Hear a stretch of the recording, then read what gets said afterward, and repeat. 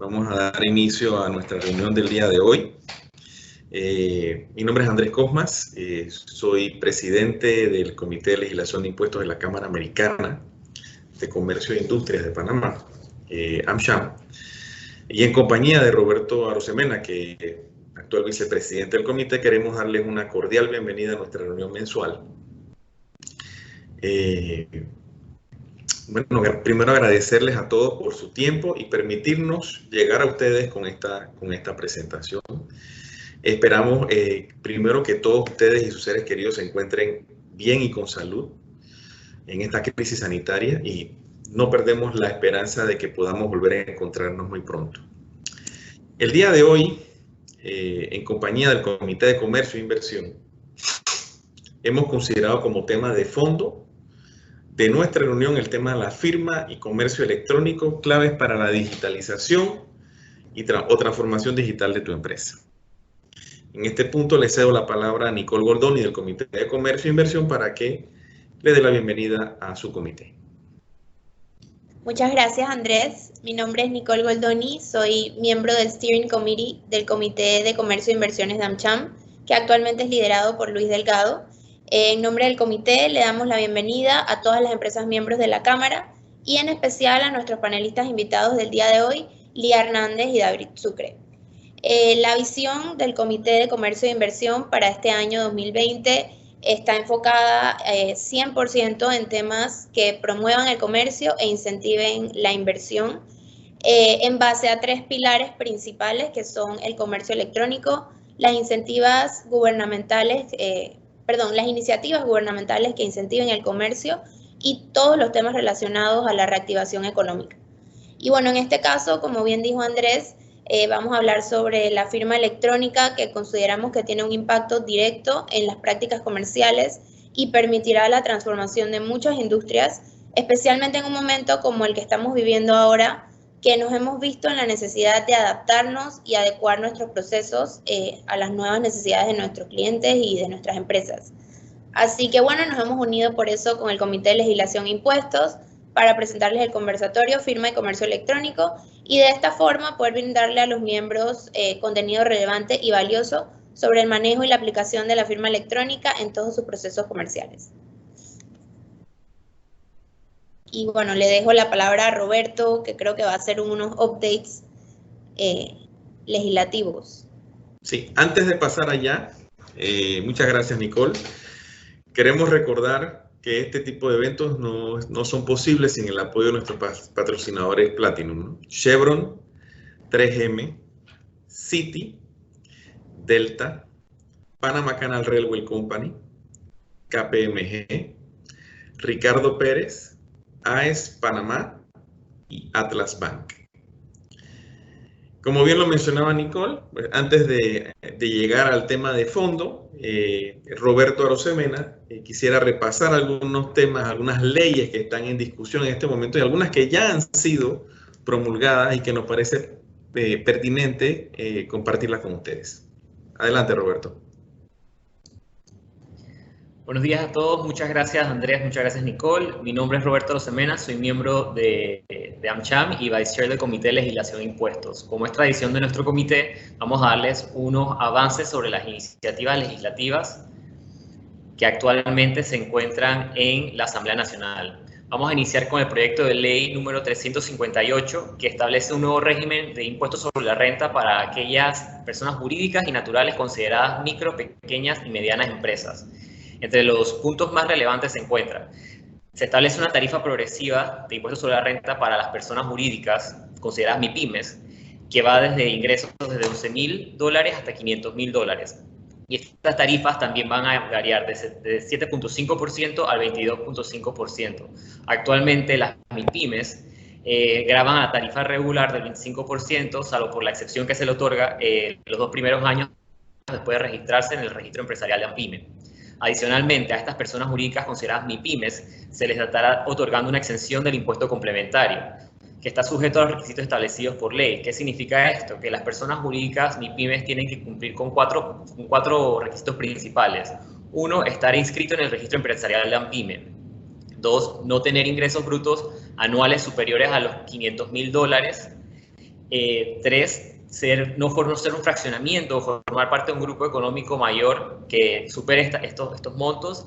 Y por último, que las acciones o cuotas de participación de estas MIPYMES deben ser nominativas y estar a nombre de personas naturales.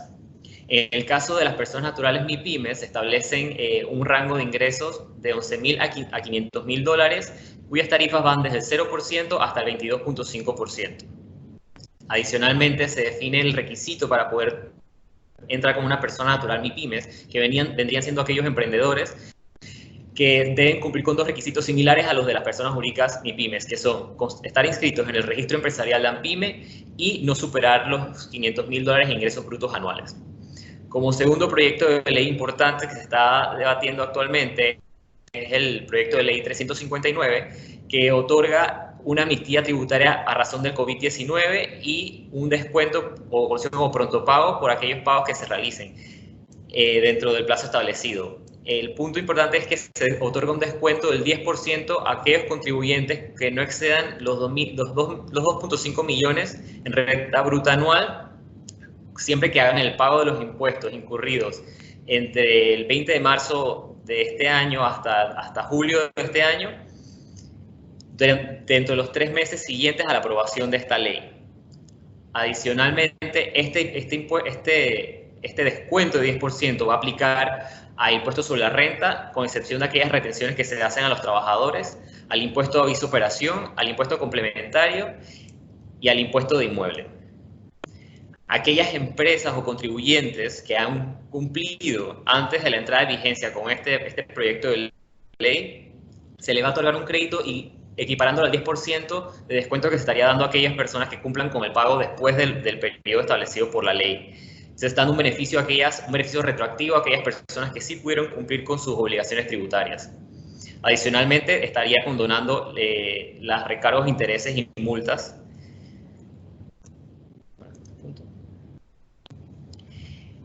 Este proyecto de ley también otorga una extensión al pago de la tasa única anual para aquellas entidades o personas jurídicas y fundaciones de interés privado cuya fecha corte o pago es el 15 de julio, se va a extender hasta el 31 de diciembre de este año.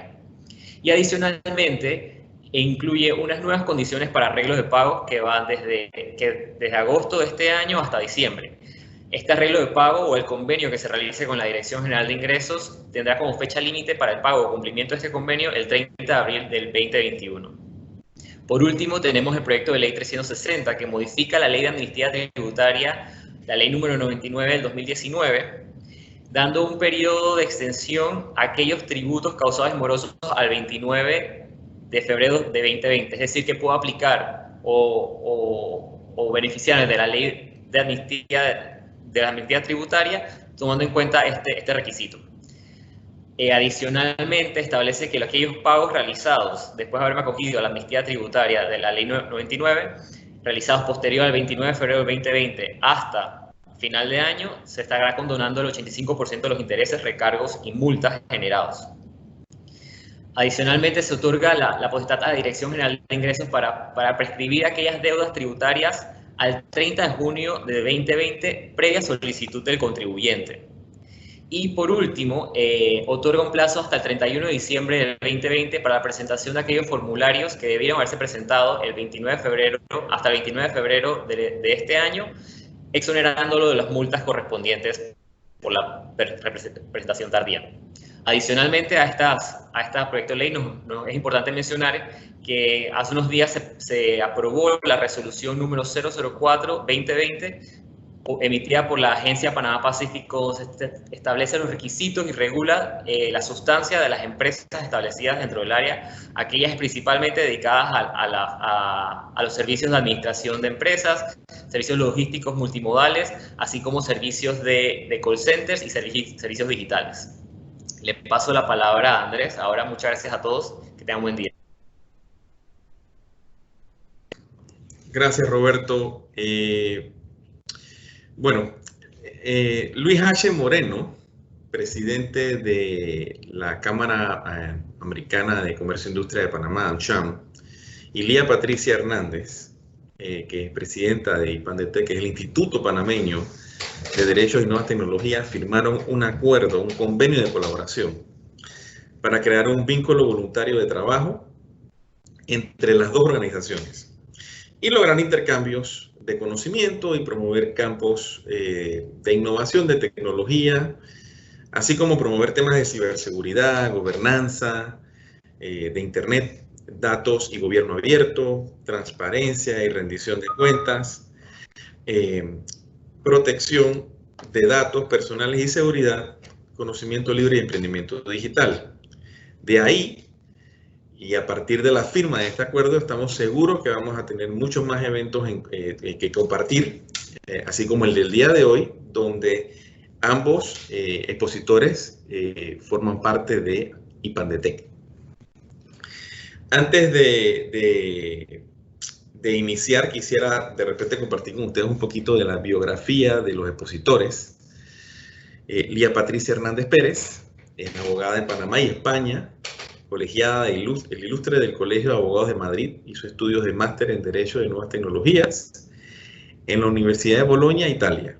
En el año 2008 tuvo una beca del AECID para cursar un máster en Derecho de Telecomunicaciones y TICS en la Universidad de Carlos III de Madrid, en España, a donde además fue profesora. Es socia de Legal IT Abogados, primera boutique legal especializada en digital en Panamá. En el año 2012 es cofundadora de IPANDETEC. Miembro de la ITEC Law Association, co-chair del IAPP para Panamá y miembro del Observatorio Iberoamericano de Protección de Datos, con quien obtuvo premio de investigación de la Agencia Vasca de Protección de Datos.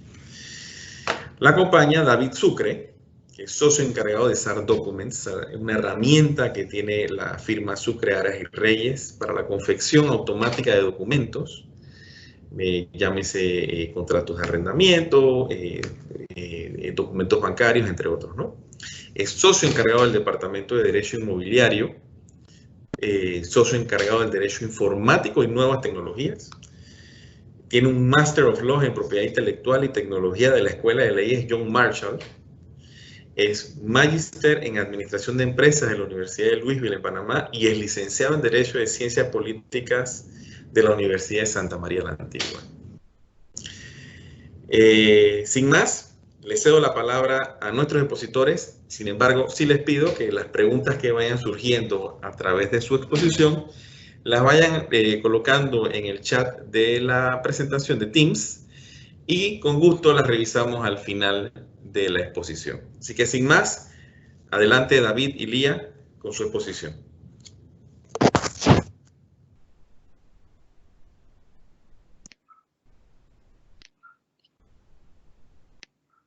Muy buenas tardes, muchas gracias Andrés, Roberto, Nicole y Federico por hacer posible la organización de este webinar.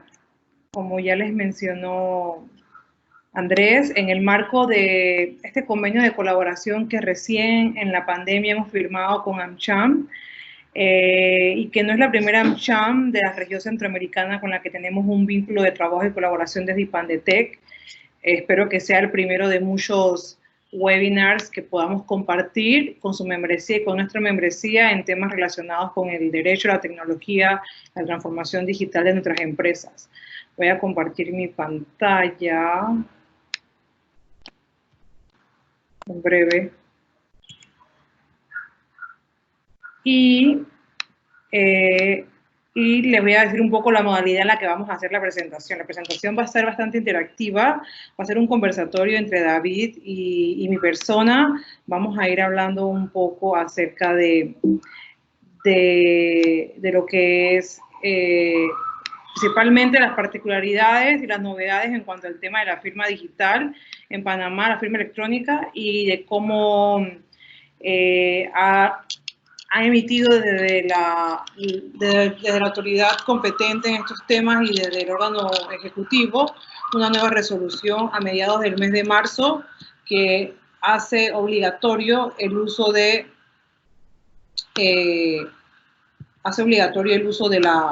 la firma digital en nuestro país. No sé si ven la pantalla porque me dice que no la estaba compartiendo. Ahora sí, perfecto. Entonces, para contarles un poco sobre qué es Hipandetec. Bueno, mi nombre es Lía Hernández y que me acompaña en este webinar, David Sucre, también miembro de Hipandetec. Para contarles un poco lo que es Hipandetec, para aquellos que no nos conozcan mucho, somos una organización sin fines de lucro que promovemos el uso y regulación de las TICs, las tecnologías de la información y comunicación, y la defensa de los derechos humanos en el entorno digital. Nuestro trabajo está dividido entre un equipo de trabajo y unos miembros individuales, profesionales, no empresas, que básicamente lo que hacemos es investigación e incidencia en políticas públicas de Internet. Todo proyecto de ley que de una manera u otra repercuta sobre el Internet y los derechos fundamentales de los individuos en general. Nosotros hacemos incidencia y hacemos mucha investigación, es decir, papers o documentos para esclarecer esas temáticas que mencionó Andrés al inicio de nuestra presentación, que hay muy poca bibliografía sobre ella en Panamá, y lo que intentamos es analizar el estado de ciertas materias en Panamá, como lo son la ciberseguridad, la protección de datos, los datos y el gobierno abierto en general. El trabajo lo hacemos más que todo a nivel, en Panamá estamos basados, pero hacemos un trabajo de seguimiento también en el resto de países de Centroamérica, por eso nuestra relación y contacto con otros AmChams, en este caso con la AmCham de Guatemala y con la AmCham de El Salvador. Y estas son nuestras áreas de trabajo, y como dentro de nuestras áreas de trabajo están los temas relacionados con la economía digital, hemos creído fundamental y básico, y nos ha encantado la idea de poder organizar este webinar, que va a ser de mucho provecho, no únicamente porque el tema de la firma y el comercio electrónico era un tema que estaba como un poco olvidado en Panamá. En cuanto a materia regulatoria, existían, ya van a poder ver en la presentación lo que tenemos en cuanto a normas, pero su aplicación, y no únicamente su aplicación, sino su evolución, eran normas de vieja data que no cumplen con los requerimientos, las necesidades del mundo actual y la tecnología que se encuentra totalmente en constante cambio. Entonces, para comenzar la presentación, me gustaría mencionar que este es un estudio que hizo una organización no gubernamental llamada E-Commerce Nights, en el cual analizaron qué tan asiduos era la población panameña a las compras en línea. Y como primer punto, cabe destacar que Panamá tiene una población aproximada de 4.1 millones de habitantes, de los cuales 2.9 millones de usuarios son usuarios activos de Internet. Usuarios activos ya sea a través de un teléfono móvil, que es casi la mayoría de los usuarios activos de Internet, o a través de un equipo como una computadora, una laptop, un ordenador portátil. De ese porcentaje de panameños que usan Internet, se puede calcular que la penetración de nuestro país de Internet es de un 69%. Creo que es una cifra bastante alta, considerando que a nivel mundial, en el mundo, un 40% de la población está no conectada al Internet. Es decir, Panamá, un 30% aproximadamente de los panameños no se encuentran conectados al Internet, ya sea porque la señal no llega al lugar donde residan, porque no llega la infraestructura de luz, cableado y etcétera, para poder que la transmisión llegue a su zona geográfica o a donde ellos se encuentren habitando. El año pasado, 300 millones de dólares, según este estudio, provinieron o fueron destinados al e-commerce de fuente panameña, es decir, panameños o empresas particulares domiciliados dentro de la República de Panamá hicieron compras en línea. Esto no significa que esos 300 millones de dólares se hayan quedado dentro de Panamá a través de plataformas digitales que se dediquen al e-commerce. Y calculando, haciendo un prorrateo diario, se puede calcular que 819 dólares es lo que el panameño constantemente invierte a través de las plataformas digitales comprando en línea. Creo que esta cifra tuvo que haber aumentado considerablemente durante el tiempo de la pandemia, y conversando con el grupo que realizó esta encuesta, este informe, ellos señalaban que las compras en la mayoría de las plataformas que habían analizado panameñas habían incrementado casi 4 veces de su facturación con respecto al año 2019. Y todos estos temas en torno al comercio electrónico, a la firma electrónica, al comercio electrónico, a la firma digital, transformación digital, forman parte de lo que actualmente se denomina como economía digital, que no es más de este ecosistema de cómo convergen las diferentes redes de comunicación y los servicios de procesamiento de datos y tecnologías en la web y cómo llegan a terceros, a individuos, a empresas y a gobiernos.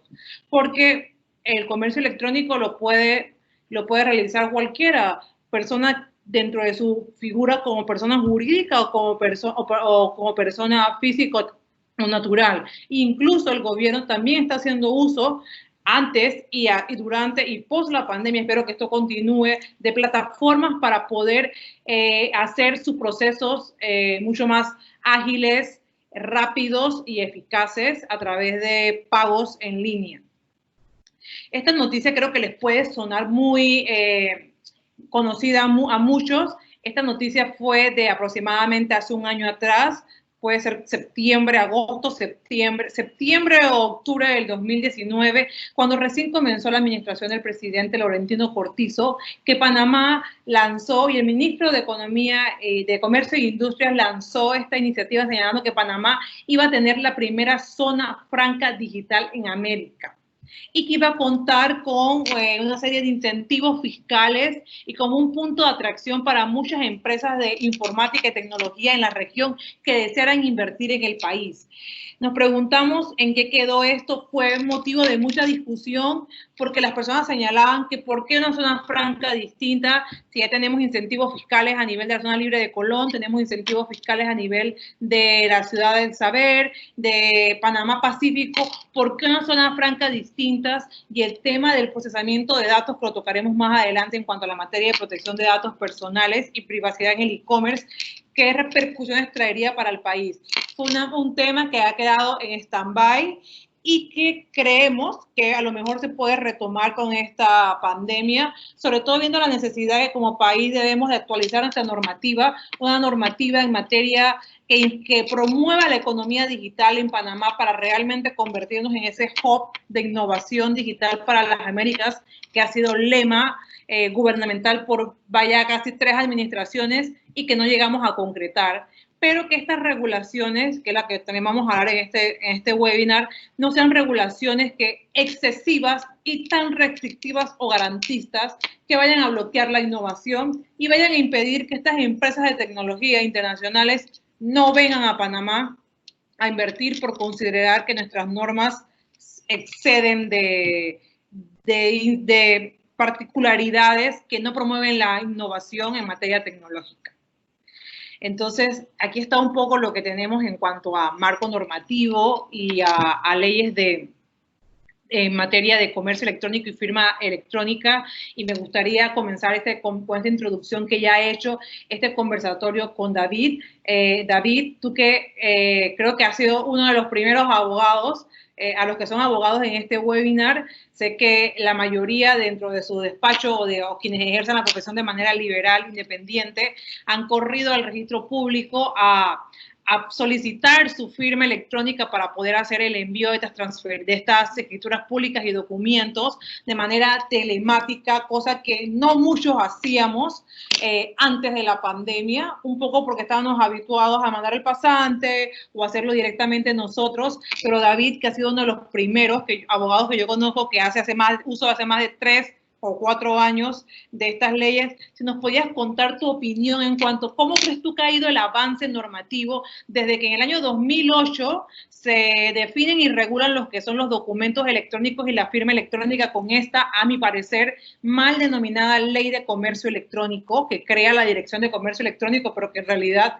no trata en muchos de sus artículos sobre la materia del comercio electrónico en sí, a la última regulación tratada en el mes sancionada y emitida en el mes de marzo, que hacía obligatorio el uso de la firma digital, no únicamente en el sector privado, sino en el sector público, del cual vemos tan dificultoso de que ellos sean pro utilizar herramientas digitales para agilizar sus procesos. David.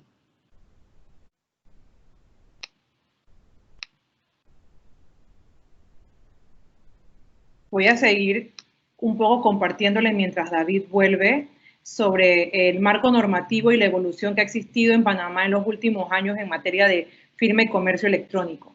En el año 2008 se emite la Ley 51, que define y regula los documentos electrónicos, las firmas electrónicas y la presentación de servicios de almacenamiento tecnológico y certificación de firmas electrónicas. Esta ley, que comúnmente se conoce como la Ley de Comercio Electrónico, pero que a mi parecer es una mal denominada Ley de Comercio Electrónico, porque lo único que hace es definir lo que es el comercio electrónico. Sin embargo, muchas figuras o muchos conceptos relacionados o en torno a quién es considerado realmente un comerciante en el entorno digital, cómo se da el tema en caso de las reclamaciones por envíos, quién es el responsable, las típicas figuras que posee toda ley de comercio electrónico. Esta ley lo excluye y hace mucho más alusión al tema de los documentos y la firma electrónica. Posteriormente, en el año 2012, y con un esfuerzo entre el Tribunal Electoral, el Registro Público y el Ministerio de Comercio y Industrias, se le otorga al Registro Público la atribución para ser la autoridad registradora y certificadora de la firma electrónica en Panamá. Es decir, toda aquella empresa que quiera promover su firma electrónica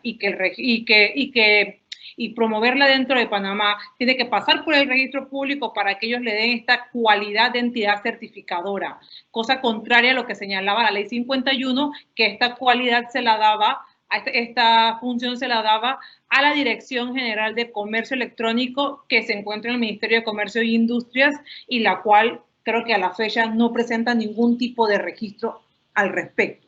Posterior a esto, se emite un decreto ejecutivo en el año 2013 que regula la Ley 51 y la Ley 82, pero sobre todo es más que todo al entorno y al manejo del uso de la firma electrónica dentro del registro público, porque coincidió con la modernización de los servicios del registro público a nivel registral y de cómo en el registro público ya dejábamos de llevar escrituras y que sean selladas con un viejo sello, sino que ahora todo se hacía de manera telemática. Este año, cabe mencionar que no es una ley de comercio electrónico ni de firma digital, pero el año pasado el expresidente Varela sancionó en marzo la Ley 81 de protección de datos personales, que le hemos colocado en este listado de normas o el marco jurídico, porque a posterior vamos a definir un poco la temática entre de qué manera repercute o no el tema de la privacidad y el manejo de la información y los datos, no únicamente de ese comerciante online, sino también de sus usuarios finales, de aquellos quienes accedemos al servicio de las plataformas digitales para poder obtener un servicio o un producto. Y la Ley 144 del 2020 para el uso de medios electrónicos en los trámites gubernamentales, que mencionan también un concepto que en Panamá es muy novedoso y en el cual ha venido trabajando el Tribunal Electoral como la máxima autoridad que maneja la mayor cantidad de información y datos de todos los panameños, que es el tema de la identidad digital y que en muchas ocasiones es confundida con el tema de la firma digital. David también va a ondear en esta información. Creo que David ya está en la llamada. David, ¿nos escuchas?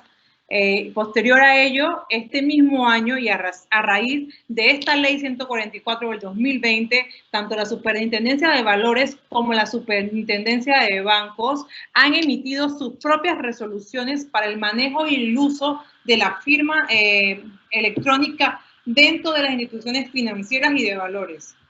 ¿Está por ahí, David? No dejarlos en espera. Podemos ir avanzando y ya cuando David entre nos va a dar su opinión sobre la materia. Entonces, básicamente en eso se va a basar esa presentación. Y luego, la semana pasada, la Dirección General de Ingresos, a través de su actual director general, no únicamente la semana pasada, ya hace un mes, habían anunciado que el gobierno de Panamá estaba siendo parte de un plan piloto promovido por un organismo internacional, si no me equivoco, la OCDE, para ver el tema de la tributación en materia digital, es decir, esos intentos regulatorios que han pasado en países como México y Colombia, de poner un canon digital para ciertas actividades en el entorno digital. Panamá está analizándolo. Este artículo, que es de reciente data, de la semana pasada, del 27 de julio, reunía la opinión de varios expertos en temas tanto regulatorios, tributarios, de comercio electrónico, como la opinión del actual director de la DGI. Y posteriormente, el día viernes, el director de la DGI abrió un conversatorio a la ciudadanía para responder y esclarecer ciertas dudas que se tenían sobre el tema de la materia en tributación electrónica, porque la inquietud principal de todos los ciudadanos es a quiénes van a hacer esos tributos o quiénes van a pagar esos impuestos, porque no únicamente es una iniciativa de la DGI, también en la Asamblea Nacional el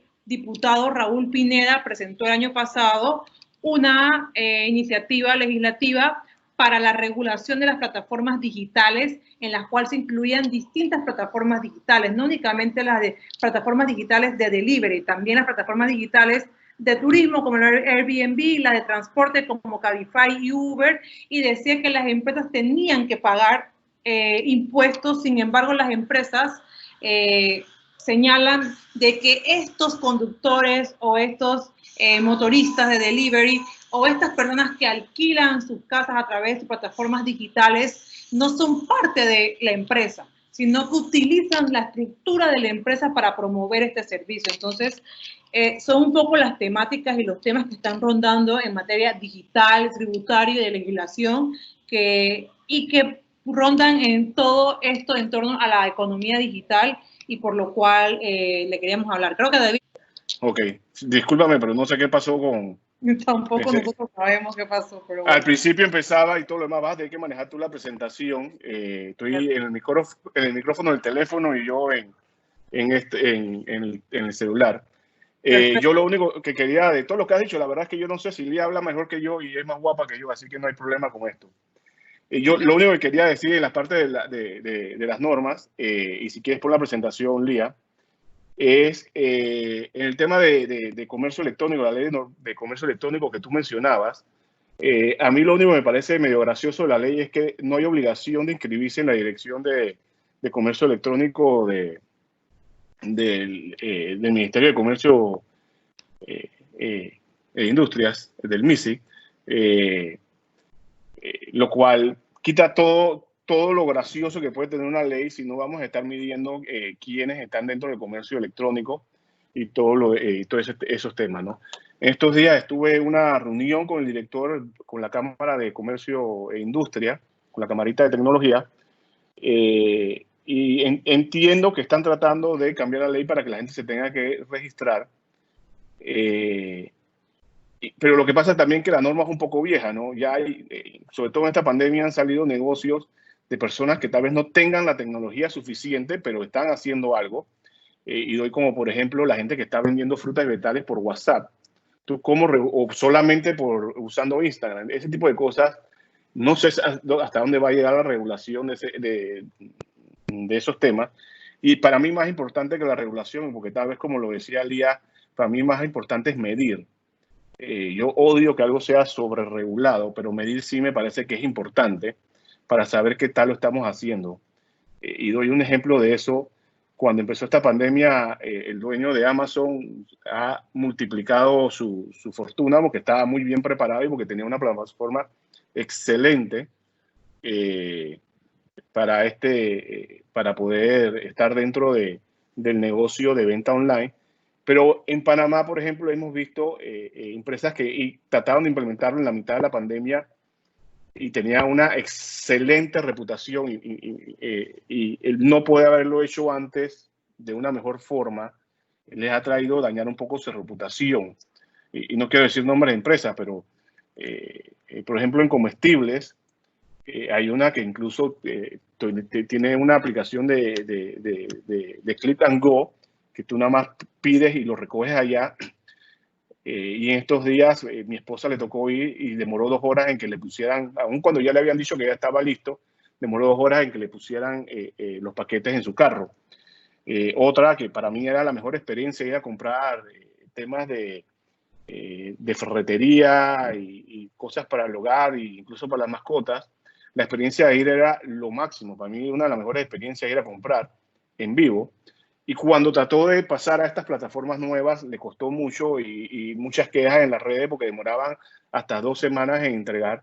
Pero básicamente sigue siendo la misma empresa, la hemos condenado otra vez en las redes, pero lo que pasa es que no estaba preparada para la magnitud de las ofertas que se les llegó a pedir en este medio de esta pandemia. David, ¿qué opinas de la Ley 144 del 2020, que nace sobre todo a raíz de un requerimiento de que las instituciones del Estado se modernicen? O sea, no podemos pretender ser un hub de innovación para las Américas y que materias como el comercio electrónico y la firma electrónica sean implementadas de una manera correcta si seguimos teniendo los mismos procedimientos y trámites a nivel gubernamental para poder operar como empresa, sector privado, de manera arcaica. ¿Qué opinas de esta ley? ¿Beneficiará en la esencia de la ley? Está causando efectos, tú que eres vecino de los de la IG y que sabes muy bien el proceso que han llevado, básicamente, ¿qué nos podrías decir sobre la misma?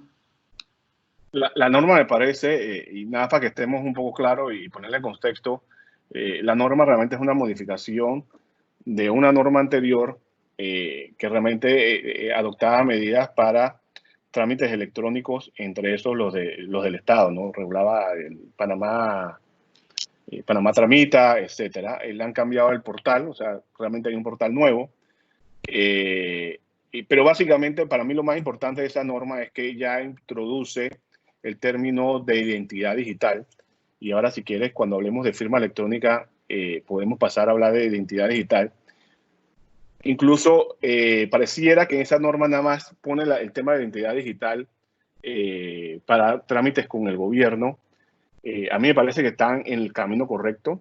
Yo creo que los pasos son implementar muy bien la firma electrónica en Panamá, en ese sentido, lo que estamos hablando, y después hablemos de identidad digital o identidad soberana para poder introducir no solamente con el trámite con el Estado, sino con trámites en el sector privado también.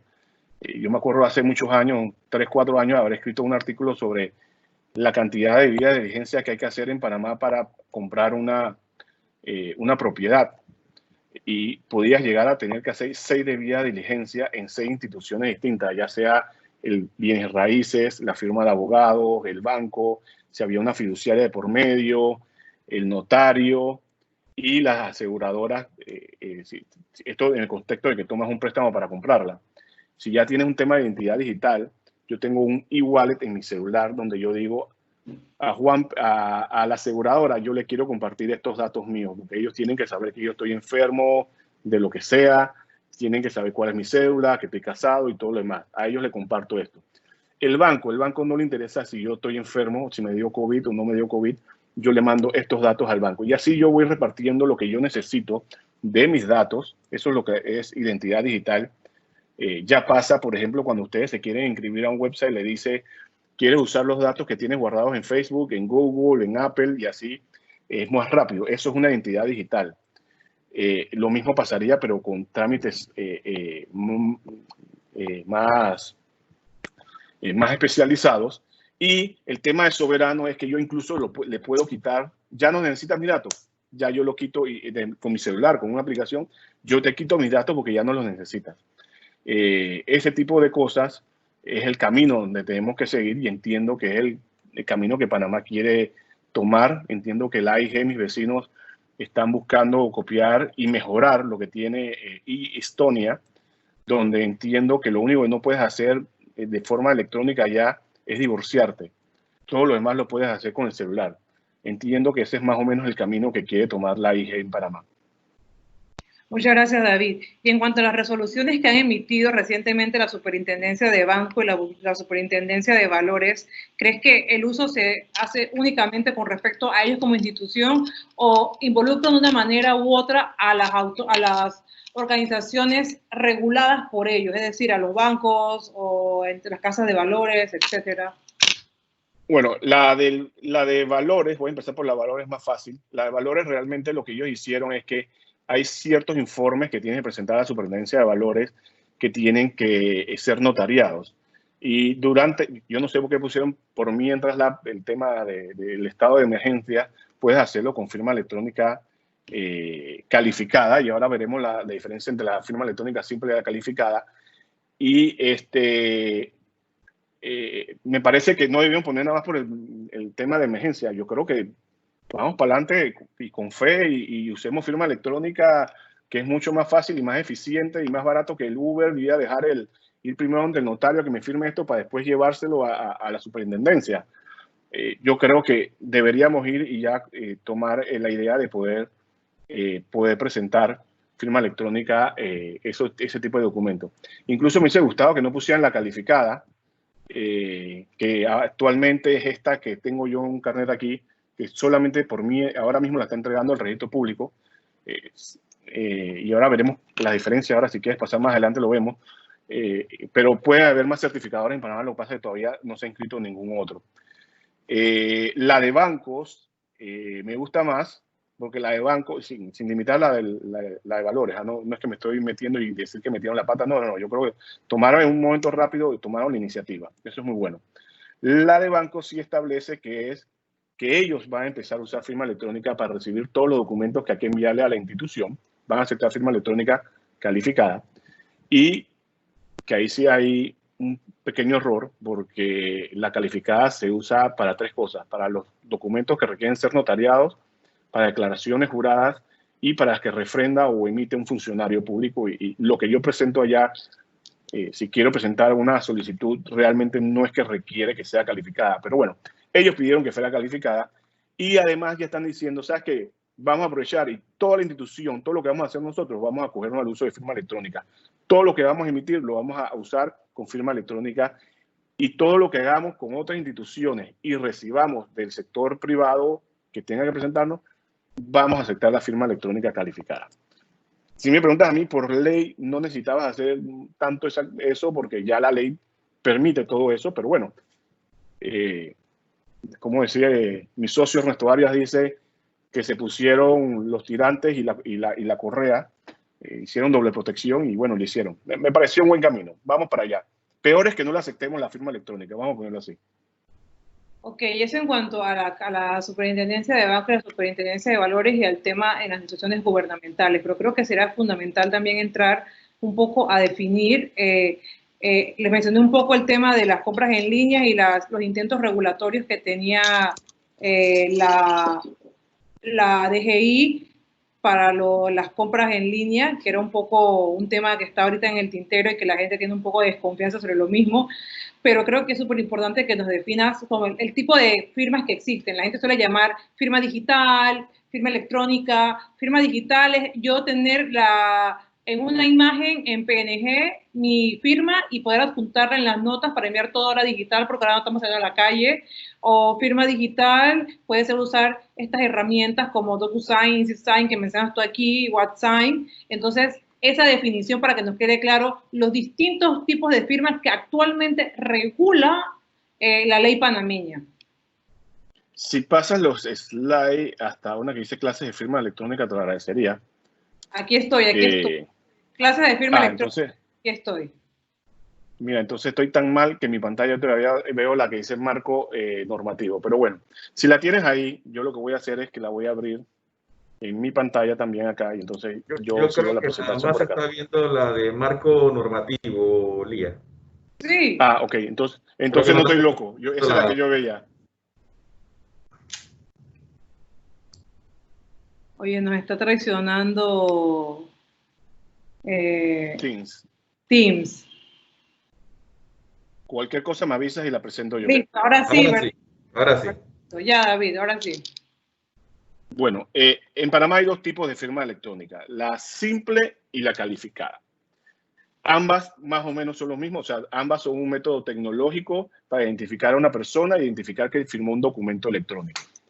La diferencia es que la firma electrónica calificada actúa un tercero, que es como si fuera, y voy a poner comillas nada más, por favor, como si fuera un notario electrónico, un notario digital, que va a certificar, valga la redundancia, o va a comprobar que la persona que dice que firmó es la que está firmando, que la persona que firmó ese documento y que la firmó en ese momento.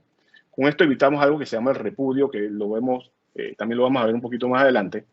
Pero aquí lo que hay es un tercero emitiendo que comprueba y que dice que estos tres hechos se dieron y además que se usó una tecnología adecuada para tales fines. La firma electrónica simple, para darle ejemplo, es DocuSign, SignEasy si la usan, WhatSign, que es una que estamos haciendo nosotros en Sucreales y Redes con otro socio. Si usas una firma, o sea, agarrar tu firma, digitalizarla o escanearla y ponerla encima del documento, también se considera una firma electrónica. Pero cada una tiene más seguridades que otra, porque uno lo que tiene que buscar con la firma electrónica es evitar el repudio de la persona que firmó.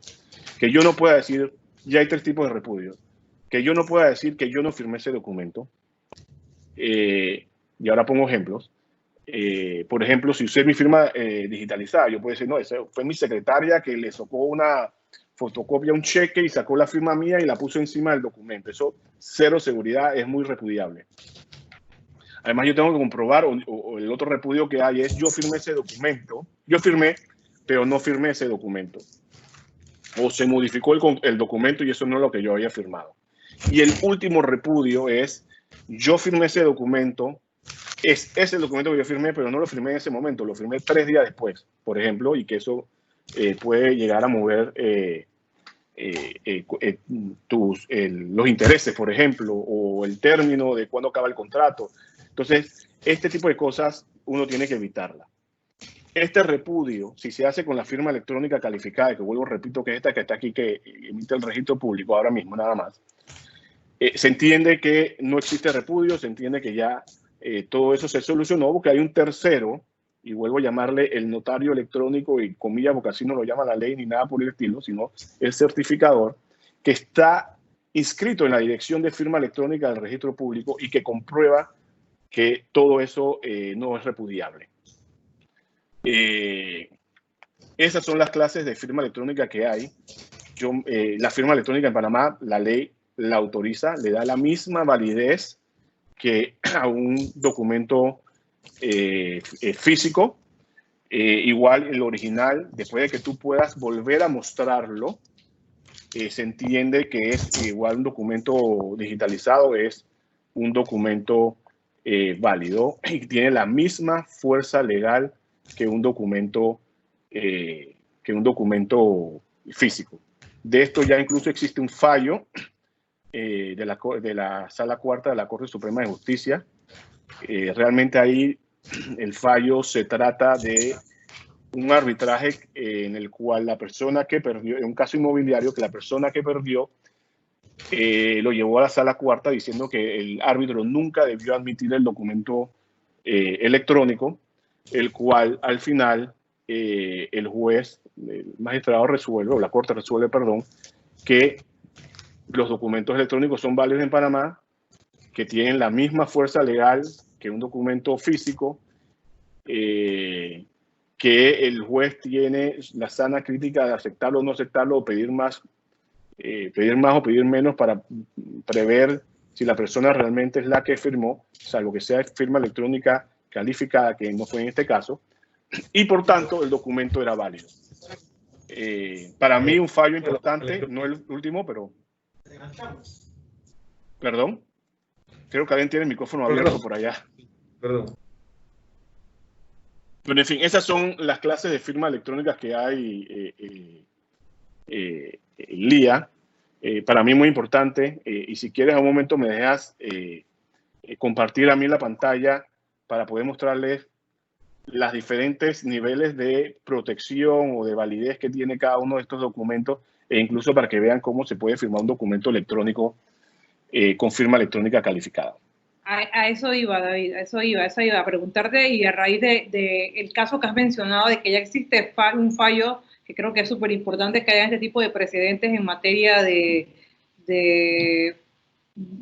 derecho y tecnología, que existe muy poco al respecto en Panamá, y iba ya al tema de la validez de los documentos electrónicos y la fuerza legal, o sea, la fuerza probatoria que tiene frente a terceros, porque muchos consideran o creen que con este tema de la pandemia, la digitalización, la acelerada digitalización y transformación de sus empresas, utilizar X o Y herramienta que se dice ser una herramienta de firma electrónica o firma digital, no lo consideran lo suficientemente segura o que puede ser oponible a terceros en el caso de la firma de un convenio, un acuerdo entre unas partes. Entonces, hay esa falta de confianza en la ciudadanía, en las empresas, en los profesionales, por el uso de la firma electrónica por esto, porque todo se solía hacer físicamente, por más de que ya existieran herramientas como esa usándose en muchas empresas en Panamá.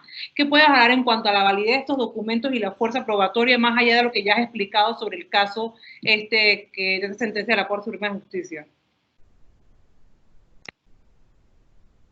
Sí, bueno, precisamente como te dije, ya la validez de documentos electrónicos está incluida dentro de la ley y la ley precisamente establece que tiene la misma validez y efectos jurídicos y la fuerza probatoria que un documento normal, ¿no? Que un documento físico. No quiero decir normal porque los dos son normales. Lo único que sí tiene que estar guardado para poder mostrarse posteriormente y poder validarse, ¿no?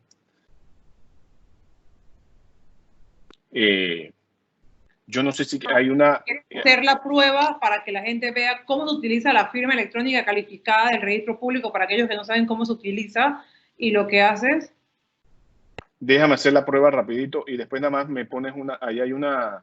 Bueno, después lo vemos. Déjame... Algo que quería mostrar, pero después lo vemos con mucho gusto. Confirma nada más que están viendo mi pantalla. Perfecto. Ok. Déjame ir más allá de eso. Déjame ir un poquito de atrás para adelante. Déjame mostrarte primero. Esto es una firma digitalizada, por ejemplo. Esto es un documento que la firma, yo nada más, esta es mi firma, la digitalicé. No le pongo atención a lo que es el documento, pero yo la digitalicé y la puse. Pero esto es un archivo sobre otro archivo. Esta es la firma que si tú me das a mí como abogado, yo le digo al cliente, mira, esto va a darnos problemas en la corte, porque esto es repudiable. Yo puedo decir que fue... No quiero decir mi esposa, porque Carolina jamás me haría eso, pero vamos a decir, por ejemplo, mi secretaria tomó una firma y la digitalizó y la puso en el documento y aceptó. Esta yo la uso para meramente cosmético, algo cosmético, para que le llegue a alguien una aceptación de que voy a hablar en un seminario. O sea, no me atrevo para más nada que no sea eso, es algo cosmético. Tengo una presentación puesta, me disculpan. Y voy a pasarla rápido porque este sí es un documento. Esto la hace, esto es DocuSign, esto es otra marca, perdón. Y ellos lo que hacen es, por ejemplo, como ven, este documento no está cerrado porque no tiene un sello cerrado, ya le muestro lo que es un sello cerrado. Y ellos realmente lo que hacen es ponerte una certificación del quien hace esta firma electrónica diciendo que ellos firmó. Esto es un poco más seguro porque por lo menos hay un tercero, aunque no esté inscrito en la Dirección de Firma Electrónica de Panamá, por lo menos tienes un tercero que se certifica y yo imagino que ellos podrán comprobar de alguna forma de que si este documento sí se firmó por alguien. El problema de esto es que este documento no está cerrado y yo puedo modificarlo con un poquito de técnica, con un poco de seguridad adicional de una persona normal y yo podría modificar este documento. Lo otro que no me gusta de eso es que el problema ahí es que ese correo con ese documento ahí te llega por email. Y yo podré alegar también, oye, tú sabes que el gerente de IT puede ver todos mis emails y él firmó por mí y no fui yo. Entonces existen ese tipo de cosas que todavía crean un poquito de repudio y está muy bien para algún contrato de algo, no lo veo para un contrato bancario, por ejemplo, lo veo para ciertas otras cosas que no necesitan una prueba o que va a tener una afectación grande. Está muy bien este tipo de firmas. Hay otros, por ejemplo, sí traen este sello. Este documento no es modificable. Este es el mismo sello que da el registro público, solo que esta empresa no está inscrita en la Dirección de Firma Electrónica del Registro Público. Esta firma además, sorry por mi asociada que van a ver su foto y su cédula aquí, ella firmó aquí, tú ves que ella en un momento se tomó un selfie, se comparó contra la foto de la cédula y ella puso esto que a mí no me encanta tanto porque nadie firma igual en la pantalla como en la cédula. Eso es imposible, pero hubo aquí por lo menos una comprobación de que esta persona firmó y aquí tiene todo el historial de cómo se hizo esa firma. Esto tiene más validez, sigue siendo una firma electrónica simple, pero con mucho más validez, con más dificultad de ser repudiada. Y está la del registro público, que es así, que como dije antes, no se puede repudiar. Y aquí es un memo que estoy usando y voy a mostrarles más o menos cómo se firma. Uno toma... Me imagino que mi cámara... ¿Estás viendo mi cámara ahí? ¿Eso se ve la...? ¿Sí se ve? Ok, gracias. Perfecto. Esto es la firma electrónica del registro público. Esto es un chip. Esto uno va a la dirección de firma electrónica, paga $50 por delante, te dan este carnet, te lo dan por 2 años. Cada 2 años hay que renovarlo. Hay que ingresarlo en un visor, en un lector, perdón, como este, que desde ya le digo que si lo sacan se daña cada 15 minutos. Yo tengo por lo menos como 25 de estos y cada vez tengo que probar cuál funciona y no, y espero que hoy funcione bien. Esto se ingresa el carnet, lógicamente, dentro del lector y uno viene, y ojalá funcione, a contar. Uno viene donde dice más herramientas, busca certificado, firmar digital, te aparece entonces esta pestaña de firmar digitalmente y uno firma donde sea, porque lo que uno va a poner es algo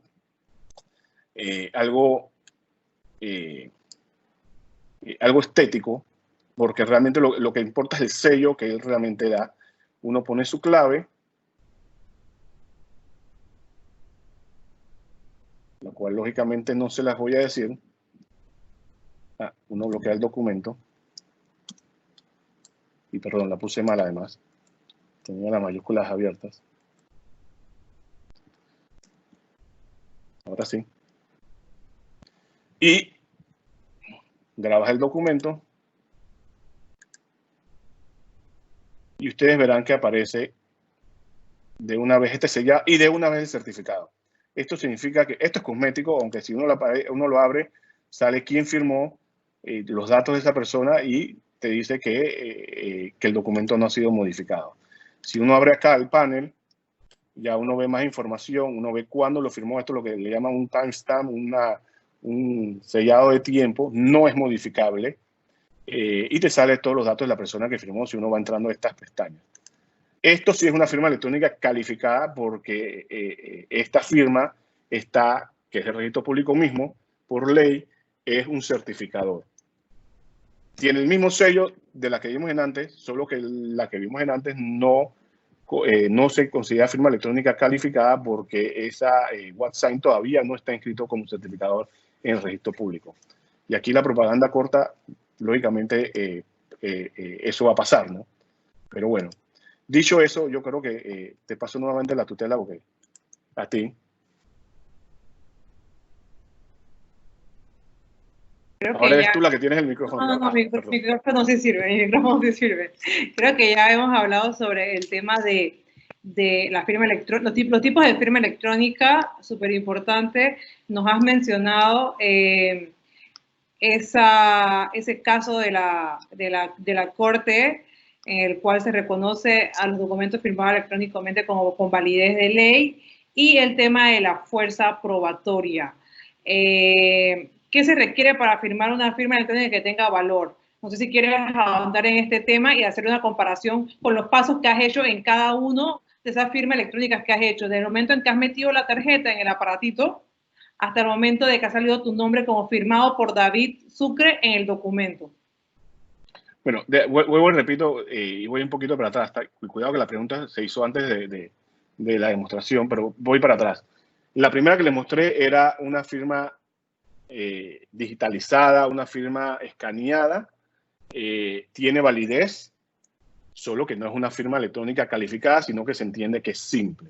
Tiene validez. Yo como abogado, vuelvo y digo, no me atrevo a esa para documentos muy complejos o importantes, porque puede haber repudio. Como yo dije, yo no firmé eso en el momento que tú dices, ahí no hay un sello de tiempo, yo firmé eso, pero ese no es el documento, es modificable el documento, y yo no firmé eso, sino que alguien agarró mi firma y la puso ahí. Entonces, esa, por ejemplo, yo no soy tan valiente de pensar que esa la deben utilizar para documentos serios. Luego está la siguiente, que es una plataforma muy usada, pero no quiero decir su nombre. Esa no sella el documento, pero tiene un poquito más de tecnología. ¿Por qué? Porque por lo menos el dueño de la plataforma verifica que alguien apretó el botón que dice firmar. El problema con esa nuevamente es que yo puedo repudiar, yo no firmé eso, sino que eso lleva a mi email y cualquiera otra persona lo firmó, el de IT, el de IT, por ejemplo, el que tiene mis datos para entrar a mi correo electrónico, mi esposa, mi hijo, no sé, el vecino que entró y entró a mi computadora, estaba abierta, hay una posibilidad de repudio. Luego está la siguiente, que yo no la quise explicar y yo no sé si quieres poner la diapositiva que sigue,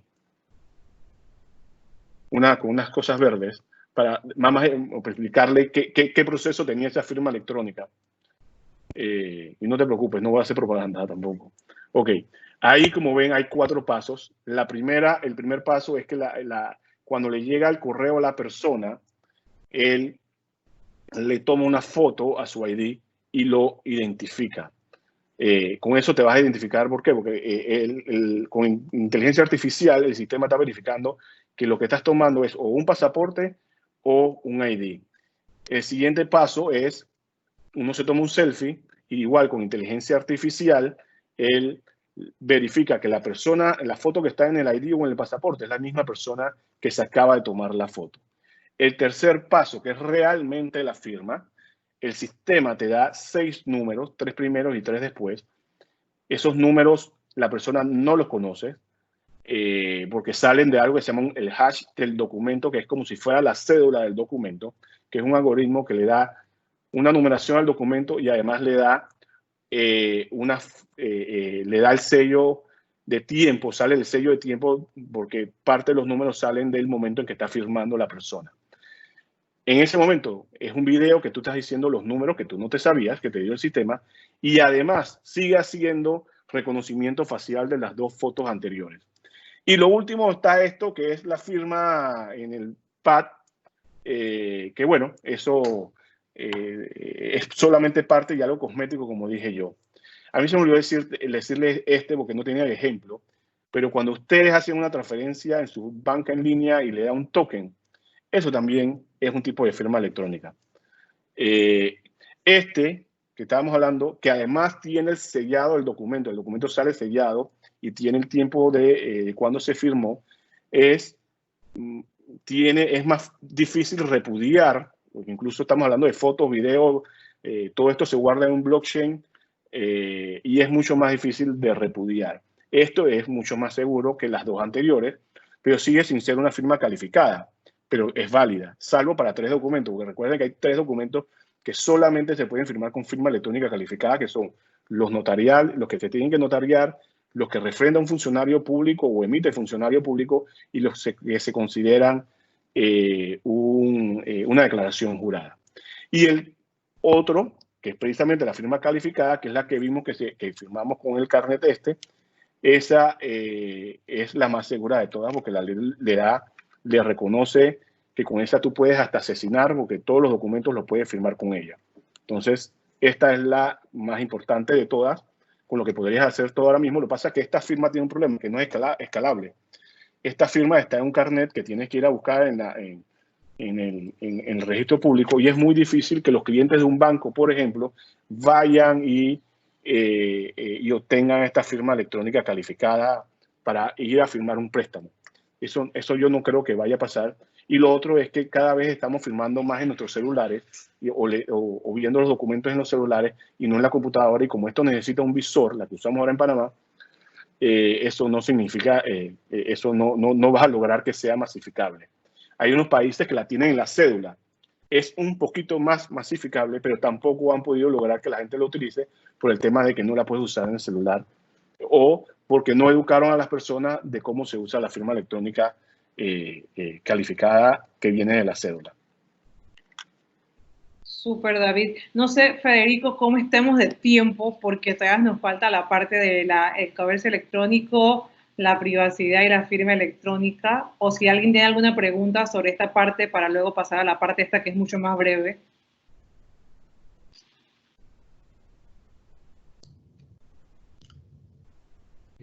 Yo diría que sigamos a la siguiente parte, Elía, y dejemos las preguntas para el final. Súper, pues nada, en esta parte vamos a hablar un poco acerca de la privacidad en el comercio electrónico y cómo la firma electrónica a ser considerada un documento que le da validez a la información de una manera mucho más segura y evitando, como decía David, que de una manera u otra se utilice por un tercero sin el consentimiento de su titular.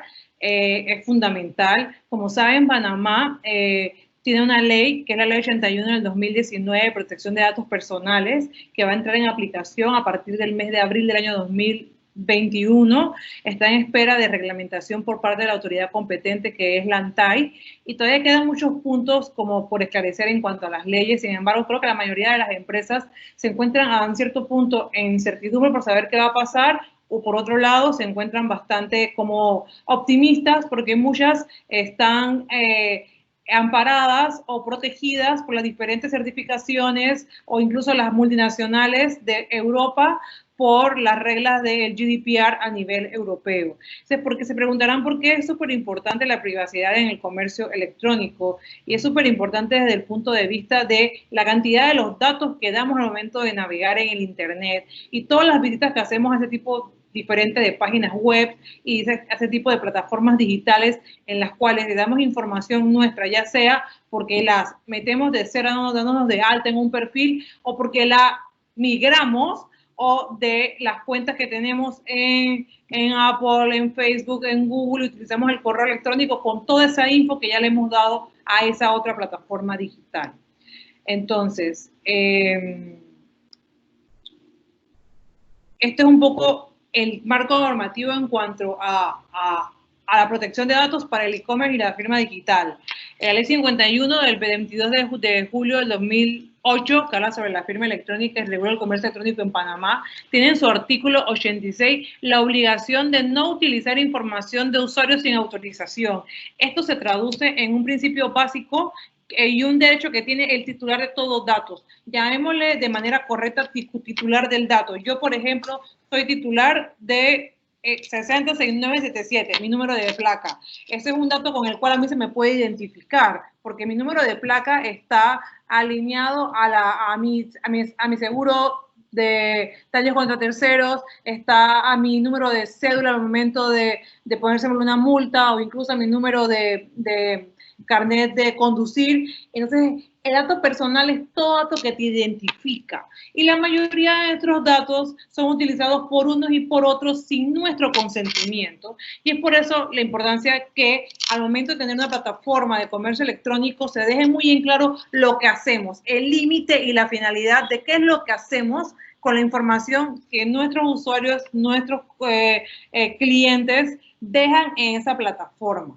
Y no se debe utilizar información sin el consentimiento de estos usuarios, básica y exclusivamente como principio como un principio básico de la protección de datos y que señala la ley 81, que es el derecho del consentimiento. Tenemos que consentir a un tercero para que haga uso de nuestra información. ¿Pero qué tipo de uso? Ese tercero tiene el deber de decirnos la finalidad, el principio de finalidad, para qué va a hacer uso de la información y por cuánto tiempo. Luego, en su artículo 108, esta ley señala la prohibición de que la información contenida en los respaldos de datos de empresas extranjeras o entidades internacionales depositados en bancos de datos de la República de Panamá sean objetos de medidas cautelares y probatorias. Y aquí también surge una disyuntiva, porque la ley 81 de protección de datos en Panamá únicamente su ámbito de aplicación se da para los datos de los panameños manejados dentro de la República de Panamá. Es decir, un servidor ubicado en otro país que contenga información de panameños, no va a ser protegida la información de estos panameños en ese servidor. Y es algo totalmente opuesto a la doctrina mayoritaria, o sea, a la mayoría de casos y a los estándares internacionales en materia de protección de datos. Panamá está regulando la materia 30 años después, casi 30 años después que lo ha hecho Europa, que es el modelo a seguir de la mayoría de legislaciones del mundo, el modelo del GDPR y el modelo de Asia-Pacífico en materia de protección de datos.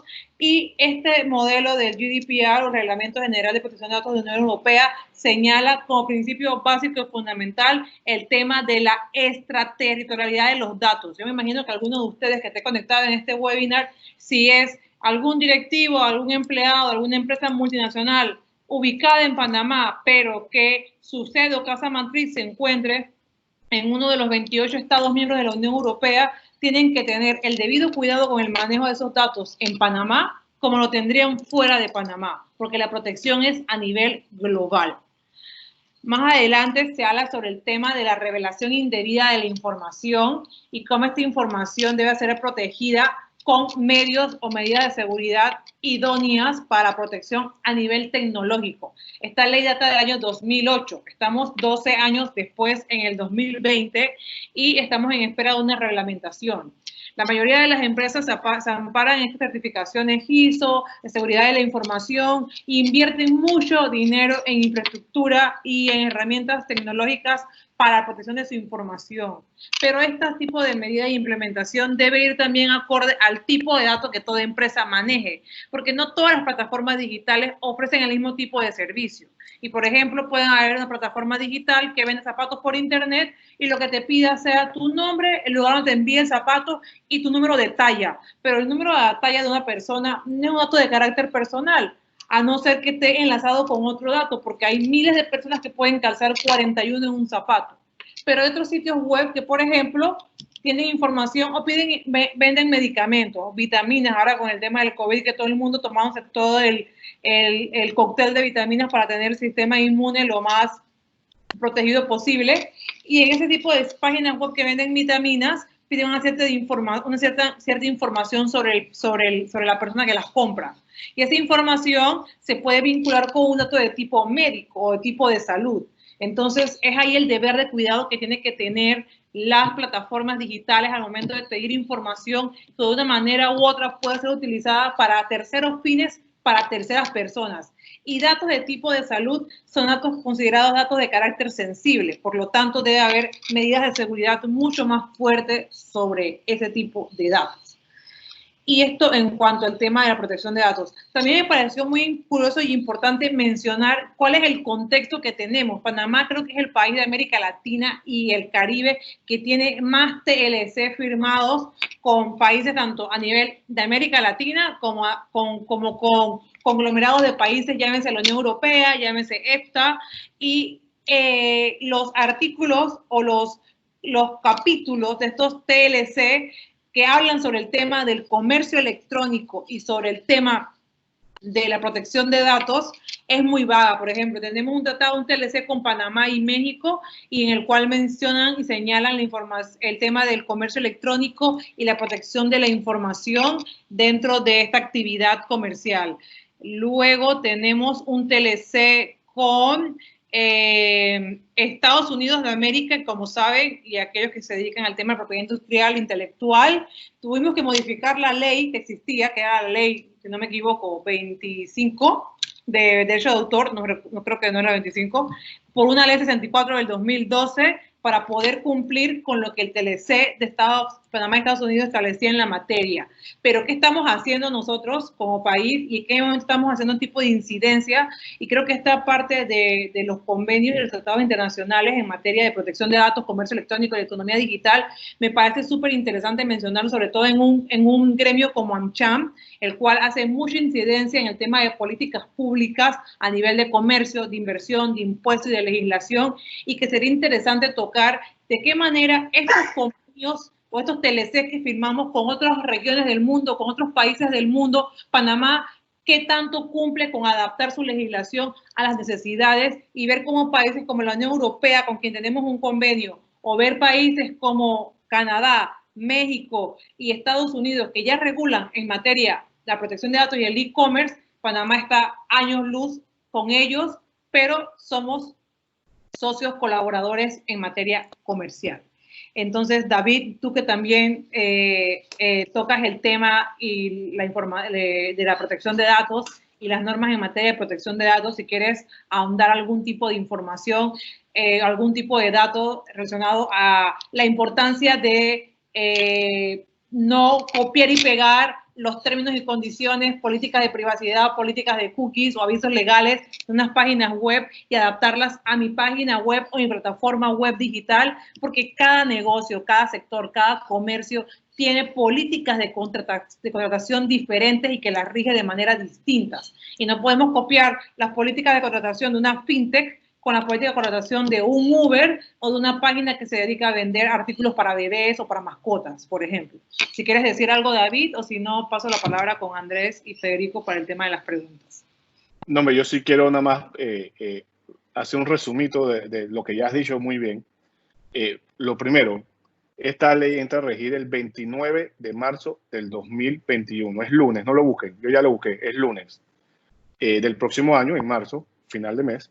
Y esto es muy importante que ya vayan creando sus protocolos de cómo van a tratar la información confidencial o privada de sus clientes. Y como dice Lía, no es que voy a hacer copy-paste de uno y del otro porque no es igual. No es lo mismo un banco que va a retener la información porque necesita seguir obteniéndola porque el crédito sigue, que alguien que vende frutas y vegetales y que solamente va a vender esas frutas y vegetales una vez, o si es un cliente regular, bueno, que le gusta a la persona, ¿no? Eso, y que hay unos principios que tienen que seguir en el tema de de protección de datos, que es el de lealtad. O sea, ustedes solo pueden pedir los datos de forma lícita y el principio de finalidad, que es para qué los voy a usar, y no los puedo usar por una razón distinta. No es que lo capté aquí y después lo voy a usar para venderte otra cosa porque sé que eres mayor de 40 años, a la gente de 40 años le gusta tal cosa. No. Igual, proporcionalidad. Solamente puedo pedir los datos hasta la cantidad que necesito y para lo que necesito y para lo que te dije que lo iba a necesitar. Tengo que guardarlos con veracidad y exactitud. No es que voy a malguardarlos. Incluso yo como dueño del dato tengo derecho a verificar los datos míos que tú tienes allá y a solicitar que se actualicen, o incluso en un momento, si ya no necesitas, que los quites de tu base de datos. Tienes que tener seguridad, hay un principio de seguridad, tienes que guardarlo de una forma y tienes que proteger mis datos, tienes que ser un buen padre de familia con esos datos míos. De transparencia, que cuando yo te lo pido, el principio de transparencia, que cuando yo te lo pido, tú tienes que decirme qué exactamente tienes. El de licitud, que ya lo dije, tienes que pedirlo de forma lícita y usarlo de forma lícita. Y de portabilidad, el principio de portabilidad, que cuando yo quiero llevármelo o pedir que lo borres, tienes un término para entonces dármelo y tú borrarlo de tu base de datos, si yo te lo solicitara. Básicamente eso. Y nada más metiendo algo más, en tema de identidad digital, voy a volver hacia atrás. Esto es muy importante, porque precisamente el principio de la entidad soberana, que es la que yo manejo mis datos, yo incluso, si eso se aplicara en Panamá un momento, yo si ya compré, por ejemplo, las frutas y vegetales en un website y ya yo le dije que a mí me gustaba la sandía, la pera y el ñame y los aguacates, si ya yo no quiero que esa página web tenga esos datos, yo se los quito. Y eso es lo que se llama identidad soberana, y hay e-wallet que hacen ese tipo de funcionalidad. Nada más quería llegar hasta ahí, Lía. Pues nada, muchas gracias, David, y muchas gracias a todos por participar en este webinar. Aquí les dejamos nuestros contactos, el de David y el mío. Para cualquier consulta estamos a la orden. Gracias. Perfecto. Muchas gracias a ambos. La verdad, bastante interesante su exposición. Sí, definitivamente que tenemos varias preguntas. Aquí nos preguntan primero, dice, ¿hay algo en la ley panameña que limite las facturas electrónicas sean emitidas por plataformas como Shopify o WooCommerce? ¿Qué requisitos deben tener las facturas electrónicas? Y si una empresa tiene facturación tradicional, ¿necesita hacer algún trámite para empezar a emitir facturas digitales? Bueno, mi especialidad no es la firma, pero no es las facturas electrónicas, pero sí sé que ahora mismo las firmas electrónicas están en un periodo de prueba, incluso un tema de verificar cómo va a funcionar. Creo que hay 42 empresas que están en ese piloto. Ese tipo es la misma tecnología de la firma electrónica calificada. Incluso tienes que sacar una firma electrónica calificada de la misma empresa para poder usar la firma electrónica, para poder facturar electrónicamente. El software que mencionan no lo conozco, vuelvo a decir, eso no es mi especialidad, pero sí necesitarías tener, es un software que además le va informando apenas facturas, le va informando a la DGI que facturaste. Incluso a ti también te debe llegar a tu correo electrónico la factura que emitiste, que se emitió, y tú la puedes usar y meter en contabilidad de una forma más fácil, en tu contabilidad. Por supuesto. ¿Por qué considerar que no está bien que la Superintendencia de Bancos regule que todo documento que se envíe sea con firma electrónica calificada? ¿Por qué solo debe ser cuando el documento requiera ser notariado? Si en todo trámite bancario debe quedar clara identidad de la persona y eso solo garantiza de pleno derecho con la firma electrónica calificada. Voy yo de nuevo al bate. Lo que pasa, y sorry, no es un tema de decir que la superintendencia hizo algo mal, no, jamás. Me llevo muy bien con Amaury y con toda la directiva, y al revés, le tengo mucho respeto y creo que están haciendo un tremendo trabajo. Lo que quise decir, uno, es que vamos a estar claros, esto ya no es escalable y esto es tecnología del 2012. Y cuidado que antes, o sea, Panamá llegó al 2012 y ya, por ejemplo, con el sistema que yo les mostré de firma electrónica con videofirma, se llama ese tipo de firma, y que estamos usando tecnología blockchain que no existía en ese entonces, yo creo que ya tiene suficiente prueba de identificación de la persona y suficiente prueba para un día decir ese es el documento que firmó y evitar el repudio.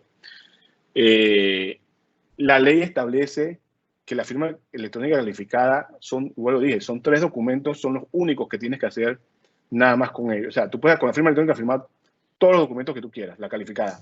Pero hay 3 que están reservados para la calificada, que son los documentos notariados. Si el documento debió ser notariado porque la ley pide que sea notariado, ahí te entiendo que tengas que usar la firma electrónica calificada, como son los informes que se presentan a la Superintendencia de Valores. Ahí yo lo entendí. Los que refrenda el funcionario público. Aquí el funcionario público no es que emitió ese documento, lo está recibiendo, pero no lo está emitiendo. Así que no necesitaría firma electrónica calificada y no es una declaración jurada, que es el tercer documento. Así que y ya la ley te dice cuáles son los documentos que necesitan firma electrónica calificada y cuáles se pueden hacer por simple. Y por eso es que yo digo que ya no es necesario realmente que se hagan estas resoluciones, porque ya realmente está topado en la ley. Lo que sí entiendo, y es lamentable, es que todas las instituciones por mientras van a pedir que los documentos que le presente sean con calificada. Y eso lamentablemente, como no es escalable, como no todo el mundo la va a obtener, dificulta. Es más, en medio de esta pandemia, yo puedo apostar que en el sector privado no debe haber todavía 1.000 personas con firma electrónica calificada. Tal vez me equivoque, pero bueno, 2.000 no hay. Y estamos hablando de 4 millones de habitantes en Panamá. Entonces, lo que quiero decirte es que se queda un poco corta, ¿no? Ok. ¿Quién certifica la firma electrónica calificada? Antes de la pandemia nos ha pasado que la notaría nos ha dicho que no pueden notariar un documento con firma electrónica y hemos tenido que imprimir y firmar. Eso creo que... Depende de la notaría. Hay notarías donde yo mando mis minutas con firma electrónica calificada. Vamos a hacerle propaganda a Tatiana, creo que es la 9ª.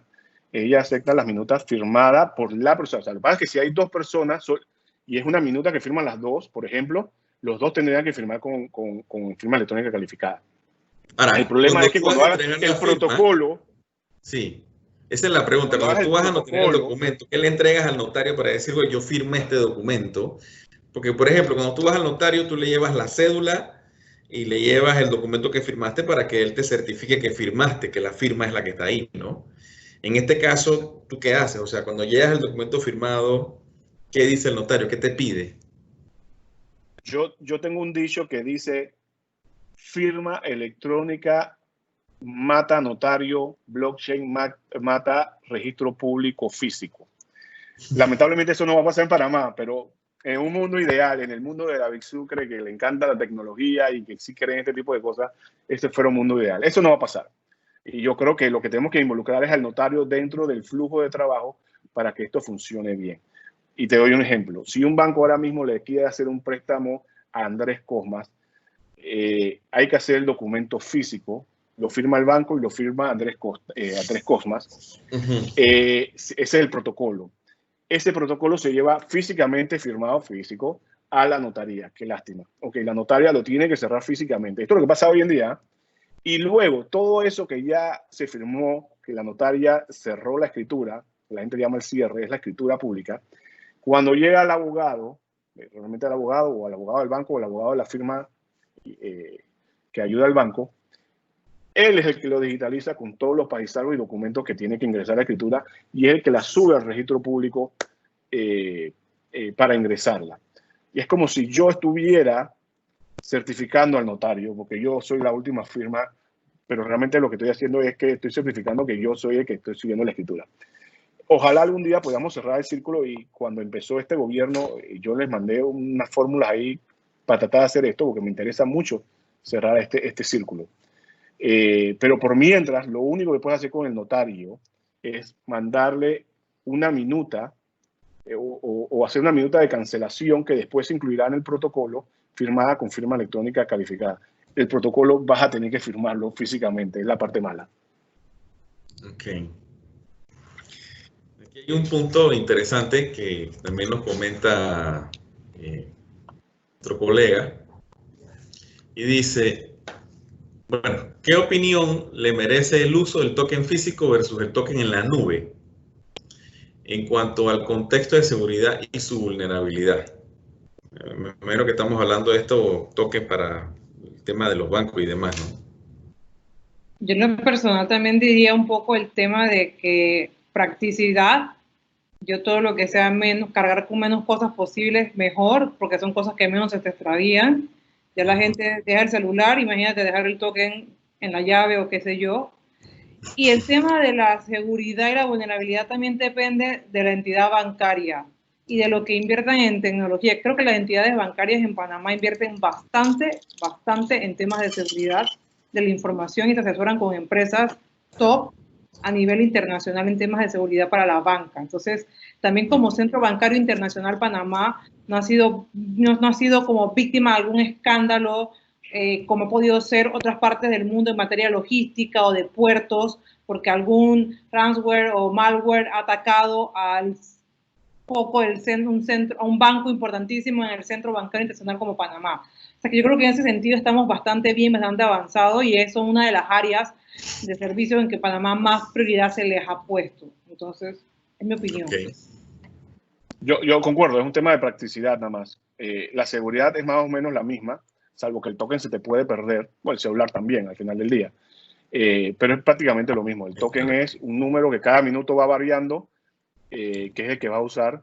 Es mucho más cómodo, por ejemplo, hay una banca de los buenos vecinos en que tú nada más haces copy-paste. Eso es más cómodo al final del día que escribir el número, se me va cada el minuto, corre. Es eso. Es un tema de comunidad. Sí, acá también hay otra pregunta que está mucho más asociada al tema de la profesión contable, por ejemplo, que el sistema iTax 2.0, cuando tú presentas una declaración de renta, la firma del documento, básicamente tú no requieres firmar el documento para hacer la entrega, sino que los documentos firmados deben constar como originales en poder de cada una de las personas que firman la declaración de renta, ya sea a un lado el representante legal y otro el CPA, como persona que refrenda o que da fe de que las cifras que se plasman en la declaración de renta son correctos.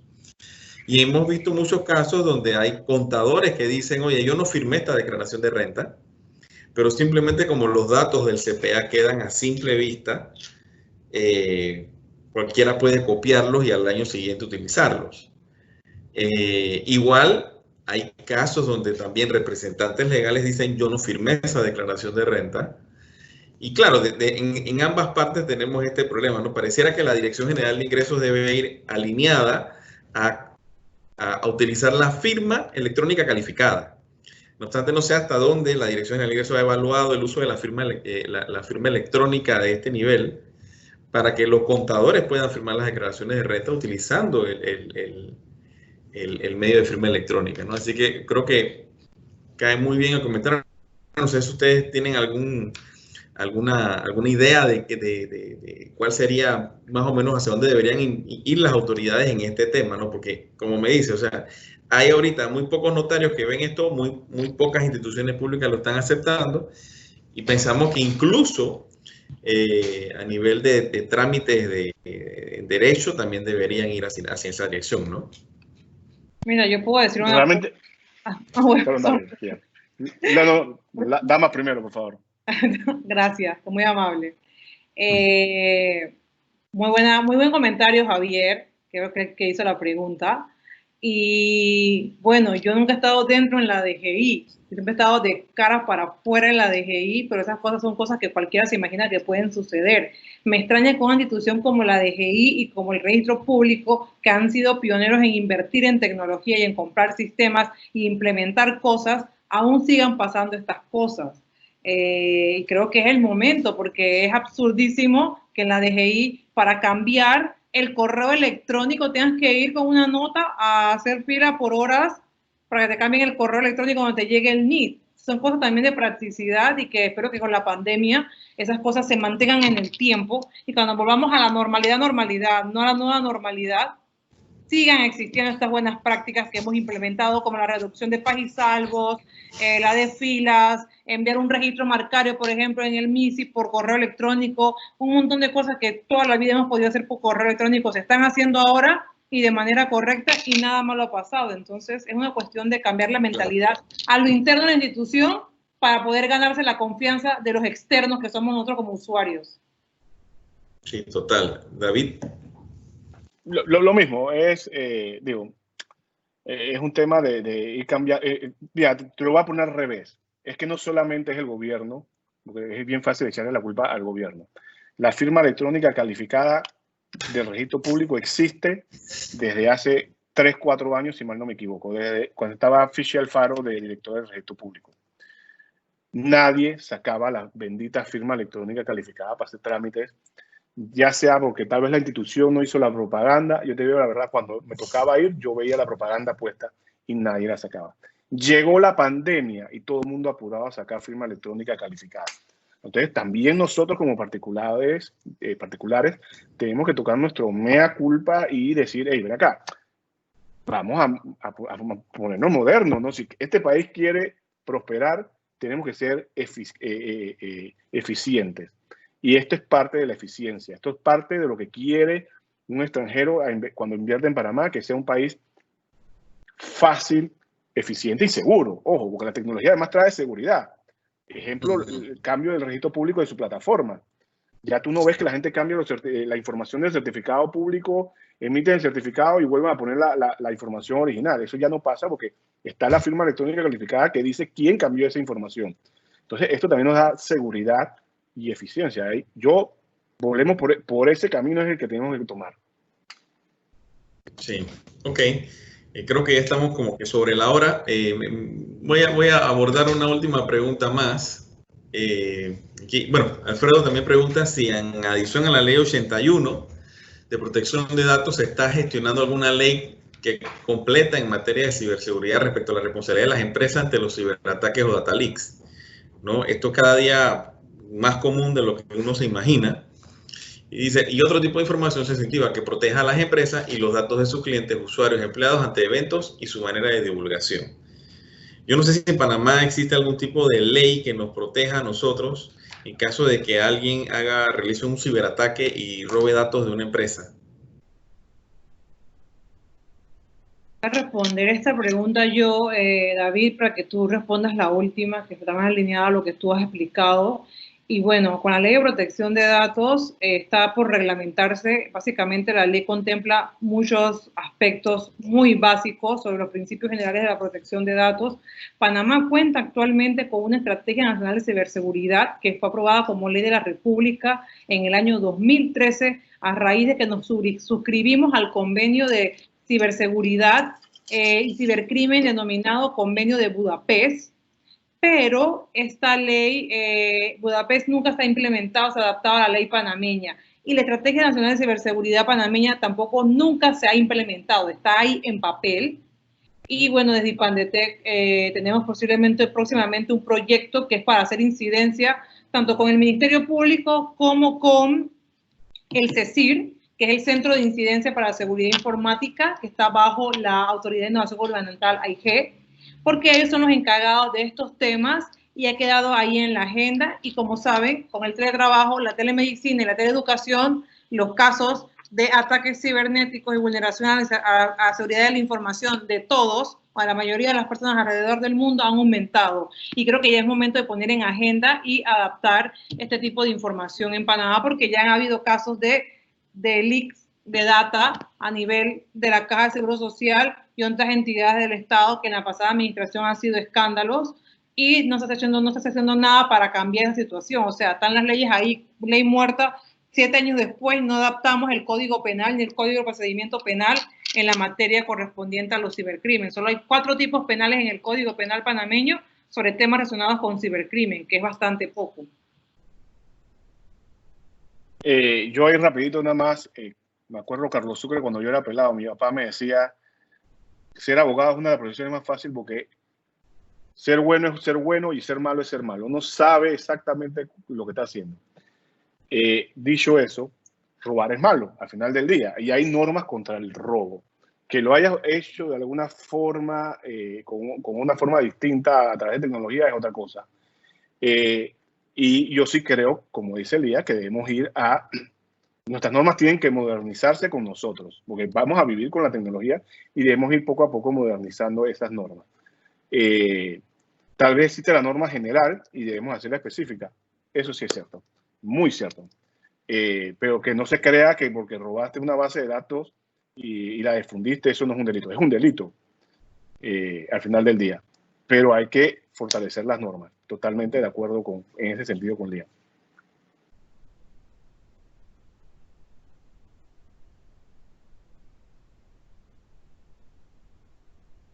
Me fui, ¿verdad? No, yo que estaba en mute. No creo que tenemos tiempo para más, ya estamos sobre la hora, así que de nuevo a ustedes muchas gracias por su tiempo. A todos los que participaron de la reunión, de nuevo muchas gracias. Y por ahí estamos enviando una nueva convocatoria para la próxima reunión, que espero sea en menos de 2 semanas.